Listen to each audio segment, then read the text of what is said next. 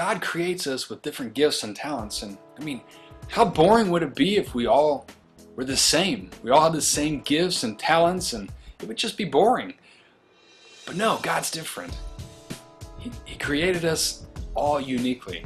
And so I really had to kind of look at myself and take it to prayer of what is it that God wants of me? You know, what's going to make me happy? Because ultimately, we all desire happiness. We all want to be happy. But God calls each of us to particular vocations. Some to the priesthood, some to the religious life, single life, and even married life. I grew up in Kokomo, Indiana, at St. Joan of Arc Catholic Church, which is my home parish. And I graduated from Purdue University in 2006 and started working as an electrical sales rep for General Electric there in Indianapolis, and really enjoyed it for most of the time. Toward the latter part of my time there at GE, I got to being too content with my work. It was just kind of actually more of a chore than anything. The sales aspect was great. It was competitive. It was challenging, but it got to be just where I would go to work and couldn't wait to leave. And really believe that this was God tugging on me, saying, there's something more for you. There's something greater for you.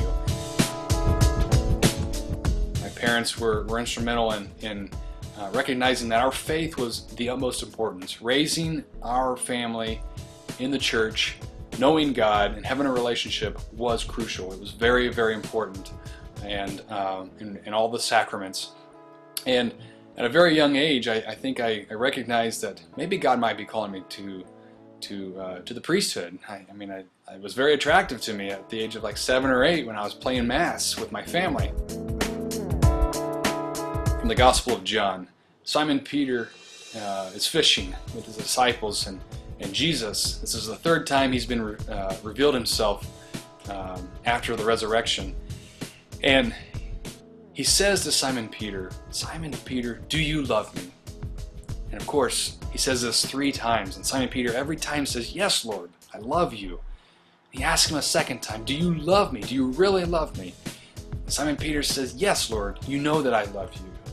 And the 3rd time Jesus says, do you love me? Do you love me over these? And Simon Peter says, yes, Lord, you know all things, you know that I love you. And he says, then if you love me, come follow me. And I think that's so important in our lives, because it's a noisy world out there. We get distracted easily with all different things.